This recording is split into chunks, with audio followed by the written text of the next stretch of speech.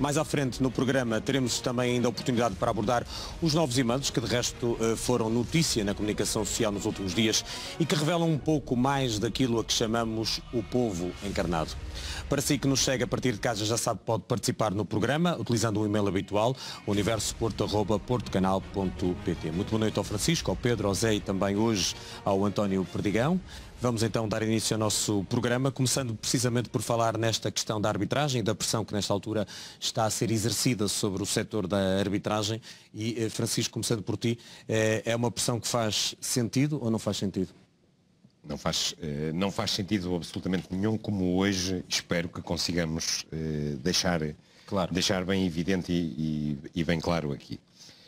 O que tem acontecido é que o gabinete de crise do Benfica tem propalado e tem insistido e tem repetido uns alegados benefícios da arbitragem ao Futebol Clube do Porto, e que será isso que sustenta a liderança no campeonato do Futebol Clube do Porto. Nada mais falso.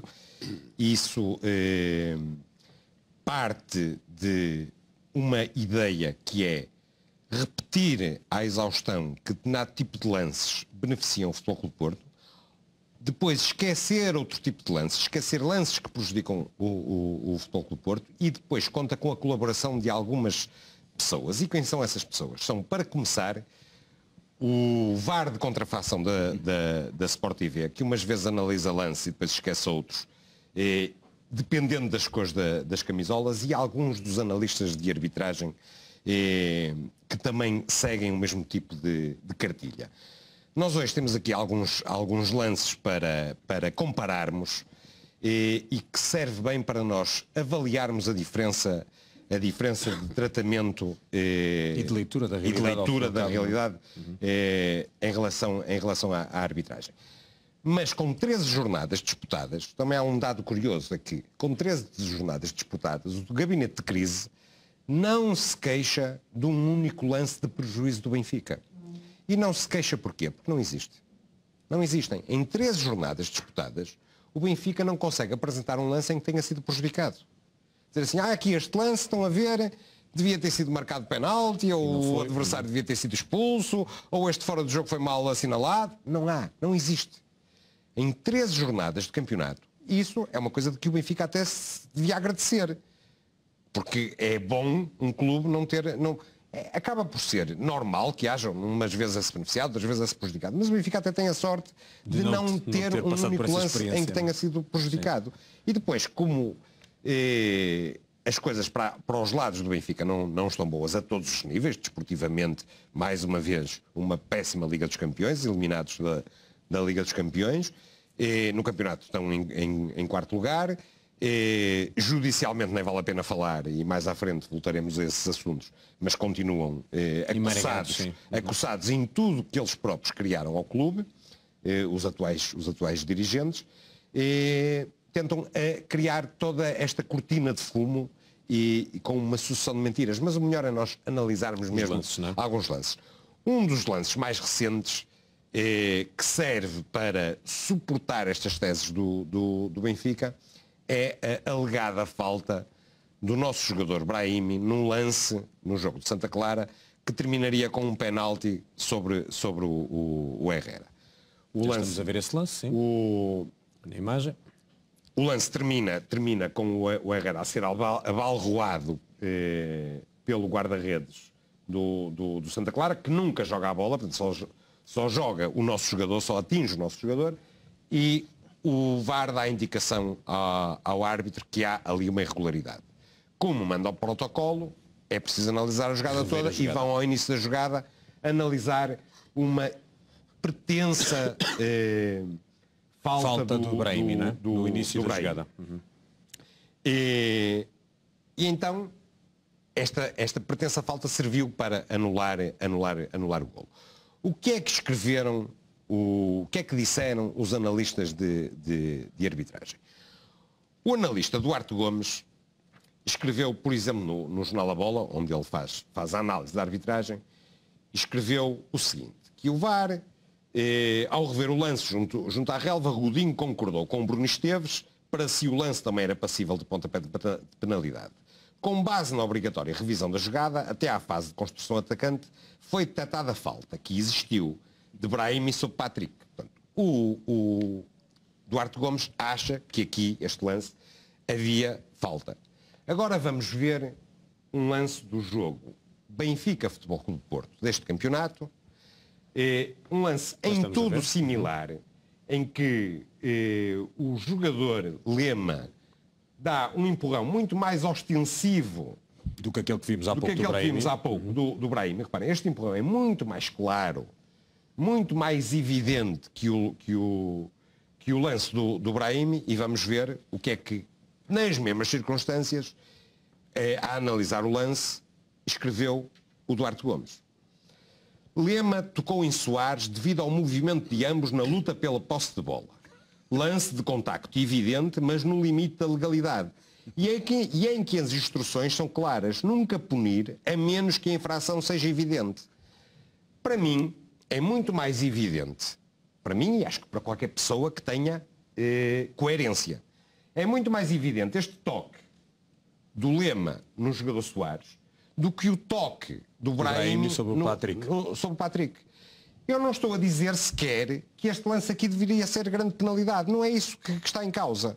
Estás a analisar as análises, aquilo que está em causa, aquilo que está em causa são as pessoas que um dia têm uma opinião e quando as cores das camisolas são outras, têm outra opinião. A minha questão é muito simples. É como é que é possível considerar o toque do Brahimi falta e não considerar este toque falta?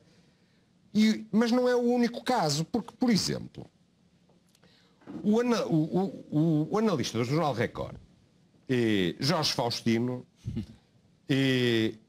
diz assim, sobre o lance do Brahimi. Existiu falta inicial por sancionar de Brahimi nas costas de Patrick.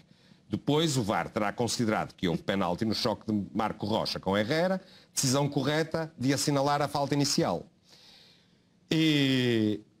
O que é que o mesmo Jorge Faustino escreveu sobre este lance entre o Soares e o Lema? Lance de contactos naturais entre Lema e Soares. O jogador do Futebol Clube do Porto deixou-se cair quando perdeu a possibilidade de jogar a bola, sem motivo para pontapé de penalti. Mais uma vez estamos aqui perante uma diferença de análise muito clara e muito evidente. Quando a eventual falta é sofrida pelo jogador do Futebol Clube do Porto, diz-se que se tratam de contactos naturais. Quando a eventual falta é cometida pelo jogador do Futebol Clube do Porto, diz-se que existiu falta inicial. Portanto, é perentório. É esta diferença de tratamento que leva a que depois se intoxique a opinião pública e nós vejamos, por exemplo, analistas, não especialistas em arbitragem, mas analistas do fenómeno desportivo, como o jornalista Rui Santos, depois fazer uma liga da verdade em que diz que o Futebol do Porto tem 4 pontos a mais. Mas nós ainda, pegando no jogo do Santa Clara, nos Açores, e pegando também no jogo do Futebol do Porto, na Luz, nós temos mais um par de lances bem elucidativo. O golo do Futebol Clube do Porto foi questionado por algumas pessoas. Certo. Porque haveria uma alegada falta do Soares, que até sofre primeiro falta, porque a camisola é-lhe puxada, e isso é muito evidente nas imagens televisivas, e há muita gente que o pretende esquecer, mas supostamente o Soares terá cometido falta com o seu braço direito ao afastar o jogador Patrick, mais uma vez o jogador Patrick, que até tem uma ligação que a gente bem conhece, do lance. Eu não sei se podemos visionar esse lance. Já estamos a ver. Aqui está. Nós temos ali o agarrão do Patrick na camisola do Soares, que é muito, muito evidente. Agora, neste momento, percebe-se que a camisola está a ser agarrada. A ver o lance, e há uma série de analistas que fazem fincapé no facto de o jogador do Futebol Clube do Porto supostamente fazer falta. O ex-árbitro e atual analista sobre este lance escreveu na Bola o seguinte. Duarte Gomes, não é? Duarte Gomes. Nós ficamos com a ideia que o contacto promovido por Soares foi mais claro, visível e proveitoso. Foi sobretudo suficiente para derrubar o seu adversário. O braço direito ficou demasiado tempo no pescoço, ao passo que a mão de Patrick colocada na camisola do jogador do Futebol do Porto não teve qualquer prejuízo ou efeito negativo na sua ação. Neste caso, estamos com o VAR que tinha sinalizado este lance como presumível falta. Agora vamos ver mais um lance do jogo Benfica-Porto, no caso um lance entre o Marega e o Ruben Dias. E vamos ver vamos voltar à questão dos braços. Já estamos a ver o lance. Já vamos ver com detalhe. Agora reparem, o braço do Ruben Dias a impedir a progressão do Marega e a claramente derrubá-lo. Vamos ver mais uma vez. Nós podemos considerar que este lance é um lance de futebol, ou podemos considerar que é falta. Não é isso que está em causa. O que está em causa aqui é o jogo de braços. O jogo de braços. E o que é que escreveu o Duarte Gomes sobre este jogo de braços? Ruben Dias acompanhou a movimentação de Marega, cortando em carrinho a bola para canto. O contacto existiu, mas, de novo, sem infração. É assim, aqui já não há braços. Normal, neste caso, o facto do Ruben Dias pôr o braço e apertar o braço esquerdo do Marega, impedindo a progressão, e nós sabemos que o Marega tem capacidade de explosão, portanto é um jogador muito rápido neste tipo de lances, porque depois de arrancar é muito difícil de travar. Física, e nós vimos ali o jogador do Benfica a pôr e apertar-lhe o braço com o braço dele. E aqui o jogo de braços já não conta para nada. Mas vamos ver também o que é que escreve, por exemplo, o Jorge Faustino no jogo. No recorde neste caso? No jogo do Santa Clara e depois...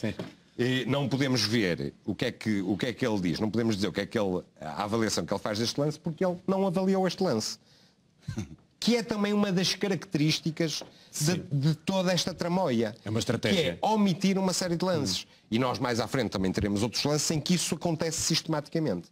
Mas no caso do Jorge Faustino, ele escreve: Soares domina a bola no peito e no momento em que se desequilibra, nós nunca vimos o Soares desequilibrado, não é?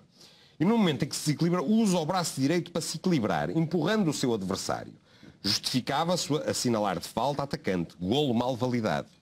Portanto, e com estas falsidades, deturpações, omissões, o que for, tenta-se criar uma ideia de que o Futebol Clube Porto é líder do campeonato à custa destas coisas. Não, o Futebol Clube Porto é líder do campeonato exatamente à custa da mesma coisa que foi líder da fase de grupos da Liga dos Campeões.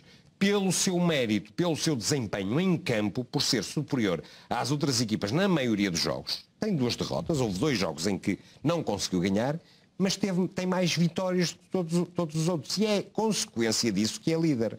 Não é por causa das arbitragens. Até porque, como acontece sempre em todos os campeonatos, há vários lances em que o Futebol Clube Porto tem queixas.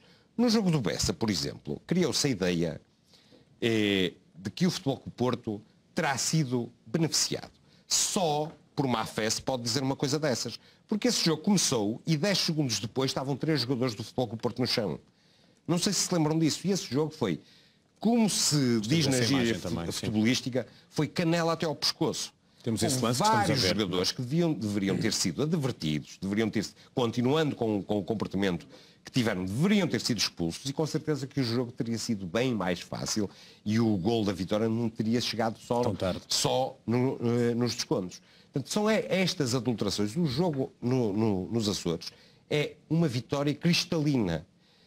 Há lances, inclusive, em que o Futebol Porto até pode queixar-se do juízo da avaliação das jogadas. Porque se aquele lance do Brahimi sobre o Patrick é falta, então o que dizer do empurrão que o Corona sofre na segunda parte dentro da área, que seria a ser considerado penalti, poderia dar o 3-1. Portanto, nós estamos... estamos a ver o lance do Corona, precisamente. Há uma imagem bem mais clara e bem mais próxima, em que é claro que o jogador se atira contra o jogador do Futebol Porto. Bom, é aqui este lance. Repare. Este empurrão não é mais forte que o suposto empurrão do Brahimi. Portanto, não podemos deixar-nos embarcar e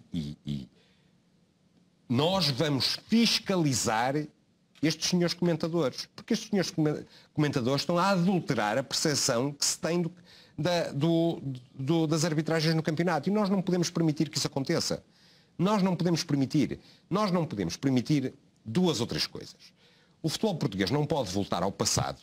O futebol português não pode voltar a ter o Ferreira Nunes, o Nuno Cabral e o Adão Mendes como VAR, não pode permitir que isso volte a acontecer e não pode permitir que se intoxique a opinião pública e qualquer dia são os próprios esportistas que acham que estão a ser beneficiados. Não estamos a ser beneficiados.